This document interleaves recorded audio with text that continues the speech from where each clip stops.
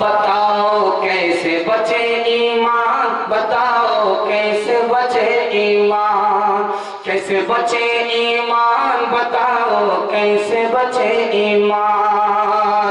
रस्म तिलक अब आम हुई है, काम है कितना गंदा, लड़की वालों के ही गले में लग जाता है फंदा।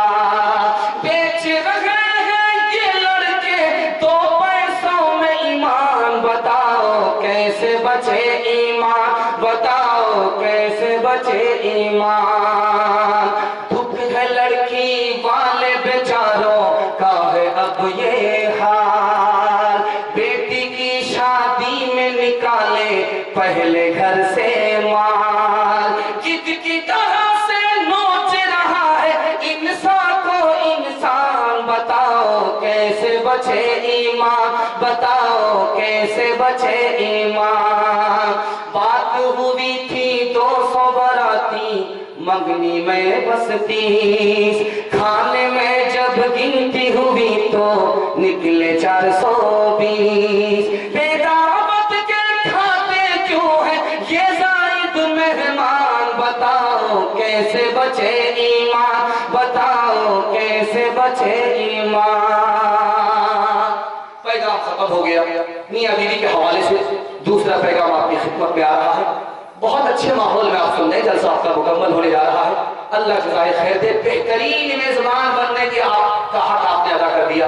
मैं दिल से दुआ करता हूँ अल्लाह इसके लिए आपको बेहतरीन बदला अता फरमाए।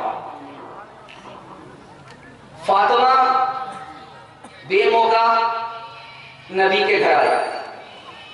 अल्लाह के रसूल ने कहा फातिमा ये मौका तुम्हारे आने का नहीं था, बेमौका कैसे आई? का खफा होकर के आ रही, अपने शौहर अली से खफा होकर के आ रही हूं। का बेटी मैं तुम्हारा बाप हूं, अली तुम्हारे शौहर हैं, अली की इजाजत के बगैर अगर मेरे घर में कदम रखोगी दरवाजा बंद मिलेगा, खुल नहीं सकता। बेटी जल्दी से जाकर के माफी मांग लो, तुम्हारा शौहर है, सर का ताज है, जल्दी से मना लो, माफी मांग लो। बेटी अगर तुमने देर की, तुम्हारा जनाजा उठ गया, मैं जिंदा रहा तो मैं तुम्हारी नमाज़े जनाजा न पढ़ूंगा न पढ़ा। हजरत उमर ने अपनी बेटी से हाथ जोड़ करके कहा बेटी एक बार तुमसे गलती हुई, नबी ने तुम्हें तलाक दे दिया, मैंने तुम्हारी तरफ से माफी मांगी, नबी ने दोबारा तुम्हें अपने निकाह में रख लिया। बेटी आइंदा नबी को कभी नाराज मत करना, तुम्हारे शौहर हैं, तुम्हारे नबी भी हैं, तुम्हारे शौहर भी हैं। अगर मुझे पता चल गया कि मेरी बेटी ने नबी को दोबारा नाराज किया है तो बेटी मैं जब तक जिंदा रहूंगा तुमसे बात नहीं करूंगा। तीसरी बात आपके सामने रखने के लिए जा रहा हूं। रुखसती का जब वक्त होता है तो घर की सारी औरतें रोने लगती। जब बेटी रुखसत होती है, ससुराल जा रही होती है तो घर के सारे लोग रोने लगते हैं, कलेजा मुंह पर आ जाता है। जिसने इस मंजर को देखा है उनको तजर्बा हो चुका है।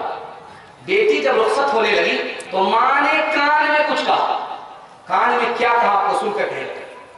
मां ने कान में कहा कि बेटी ससुराल जा रही हो, शौहर की आंख की हिफाजत करना, शौहर की नाक की हिफाजत करना, शौहर के कान की हिफाजत करना।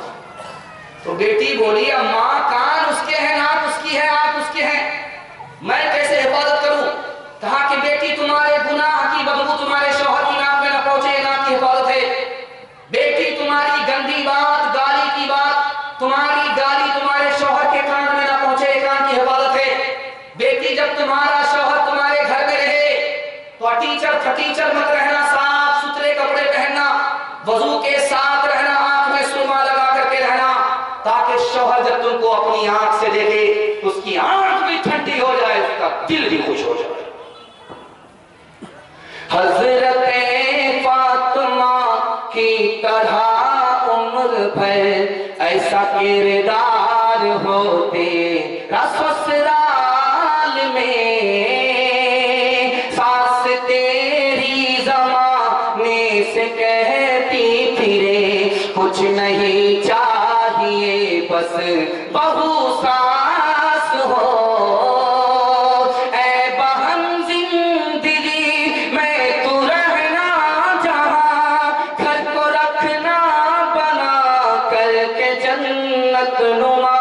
शुक्र कहना अदा रब के एहसान का, हाथ में तेरे दूल्हे का जब हाथ हो।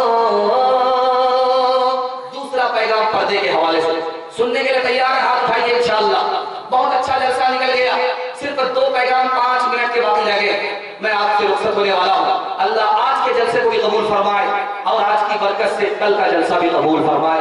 जिस मदरसे में ये जलसा हो रहा है अल्लाह इसको दिन दुनी रात चगुनी तरक्की से मालामाल फरमाए। ध्यान से सुनिएगा, जल्दी से निकल जाएगा। अबू बकर जवान है, बेटी जवान है, बेटी का नाम आयशा है, अबू बकर बाप है और सगी बेटी आयशा है।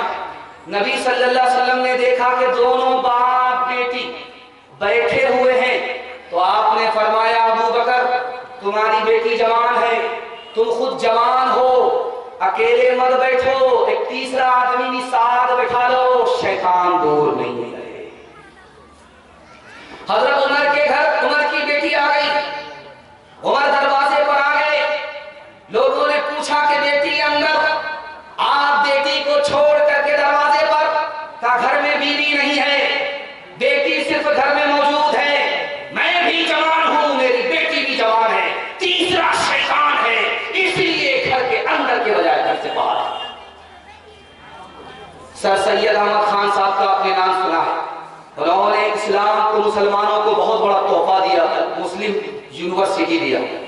उनके पास एक कानून आया, कानून का मुसव्वदा आया, उसमें लिखा हुआ था, सबके सामने पढ़ा जा रहा था, पास होने से पहले उस मुसव्वदे को पढ़ा जा रहा था कि जो औरत पर्दे में रहेगी वो बीमार पड़ जाएगी, जो